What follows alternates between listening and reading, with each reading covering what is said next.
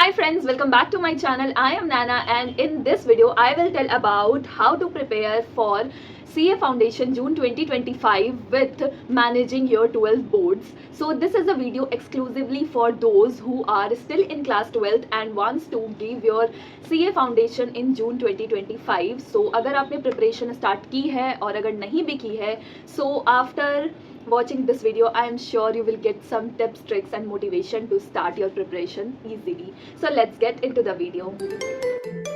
셋, 별. So first I will talk about how I managed to do so. मैंने किस तरह से किया, मैंने कब कौन सी चीज़ स्टार्ट करी और CUET प्लस CA और क्लास 12th तीनों को मैंने साथ में कैसे मैनेज किया. तो सबसे पहले स्टार्ट करते हैं कि मैंने कब से प्रिपरेशन स्टार्ट करी CA फाउंडेशन की.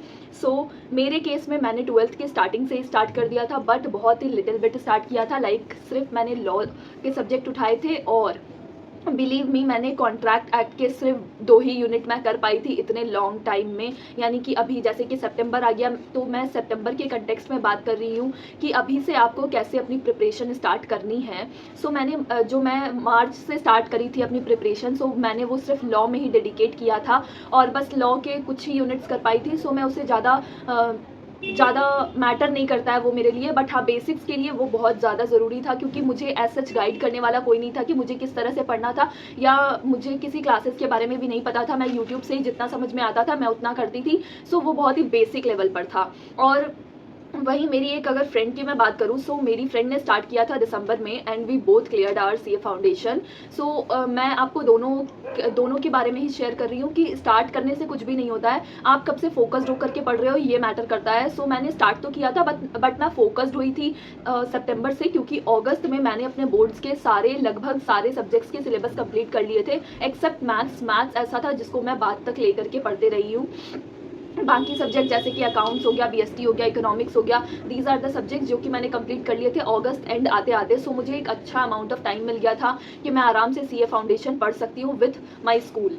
सो उस फ्रेंड ने स्टार्ट किया दिसंबर से और वो दिसंबर से ही डेडिकेट होकर के पढ़ना स्टार्ट करी थी. सो आप दोनों में से कुछ भी चूज़ कर सकते हो.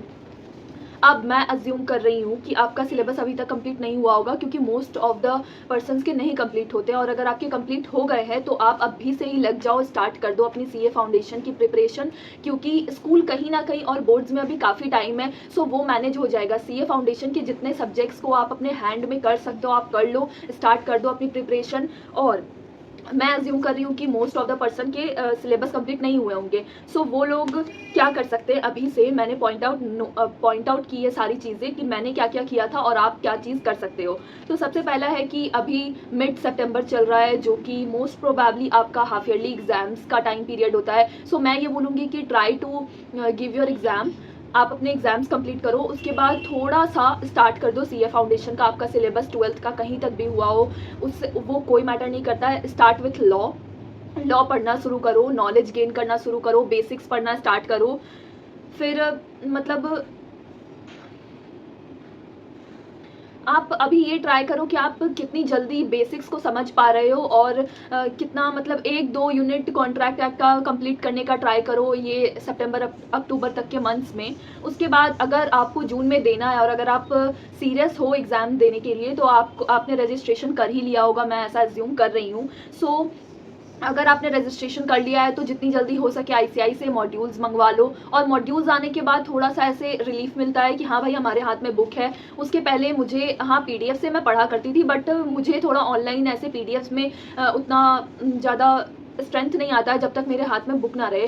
सो मेरा ये था. वैसे ही अगर आप PDF से पढ़ पा रहे हो तो बहुत अच्छा है, स्टार्ट करो सब्जेक्ट्स. और अगर आपके पास बुक आ गया है तो आप बुक से पढ़ने का ट्राई करो, लॉ स्टार्ट करो. और लॉ में सब कुछ ICI मॉड्यूल से करना होता है. फाउंडेशन में आपको कहीं जाने की ज़रूरत नहीं है, स्टिक टू ICI मॉड्यूल. अब बात करेंगे मैथ्स के लिए, तो लॉ मैंने बताया कि लॉ आप स्टार्ट कर दो. आप कोई भी हो, किसी भी प्लेस पर हो, और लॉ को स्टार्ट कर ही देना है. मैथ्स है सेकेंड डरावना सब्जेक्ट जो कि मैं बोलूँगी कि मैं 2 कैटेगरी में वापस से बांटती हूँ. पहला हो जाएगा अगर आप मैथ्स स्टूडेंट हो और दूसरे आप मैथ्स स्टूडेंट नहीं हो. सो अगर आप मैथ्स स्टूडेंट हो तो जैसे कि परमुटेशन, कम्बिनेशन, सेट्स वाला चैप्टर, डिफ्रेंशिएशन, इंटीग्रेशन, ये सब देख करके हमें थोड़ा सा रिलीफ होता है कि चलो भाई ये सारी चीज़ें हम पढ़ करके आए हैं। सो इसमें आपको रिलीफ होना चाहिए। और अगर आपके पास मॉड्यूल आ गया या PDF से कहीं से भी आप गो थ्रू करो क्वेश्चंस को, अगर आपसे एक बार में बन जा रहे हैं तो उन चीज़ों को मार्क करो, वो चीज़ों में ईजी लिखो और वो आपसे बन जाएंगे। फिर ये सारों में ना काफ़ी, जैसे कि सीक्वेंस एंड सीरीज़ में खास करके परमुटेशन कम्बिनेशन जैसे चैप्टर्स में बहुत सारे शॉर्ट ट्रिक्स लगेंगे जो कि हमारे 12th के नॉलेज से परे हैं। मतलब 12th का नॉलेज उसमें ज़्यादा काम नहीं आता है, बस आपको बेसिक्स पता है वही बहुत है। लेकिन 12th के जैसे लॉन्ग क्वेश्चंस नहीं सॉल्व करने यहाँ पर, ऑब्वियस है कि हमें शॉर्ट ट्रिक्स लगाने हैं। सो वो सारी चीज़ें आपको वापस से सीखनी पड़ेगी। सो मैं ये बोलना चाह रही हूँ कि आप कम से कम आप एक ईज़ में हो कि आप ये सब चैप्टर्स पहले पढ़े हुए हो। सो अगर आप पहले से स्टार्ट करना चाहते हो और अगर आपको लॉ में टाइम मिल पा रहा है लॉ पढ़ने के बाद, तो आप इसे ऑब्वियस स्टार्ट करो। नहीं तो आप मैथ्स थोड़े दिन बाद भी स्टार्ट करोगे तो भी चल जाएगा। बट नॉन मैथ्स स्टूडेंट के लिए मैं बोलूँगी कि आप अभी से स्टार्ट कर दो। लॉ और मैथ्स दोनों को लेकर के आपको चलना है, तभी आप कोप अप कर पाओगे। Because maths non maths student के लिए एक टाइम पर हार्ड हो जाता है, क्योंकि even I am also maths student, but जब उसमें बहुत सारी शॉर्ट ट्रिक्स और जब MCQ पैटर्न पेपर होना और लिमिटेड टाइम में आपको 100 क्वेश्चन सॉल्व करने हैं, तो वो ऑब्वियस है कि हार्ड कहीं ना कहीं हो जाता है। सो माइंड दीज वर्ड्स और स्टार्ट।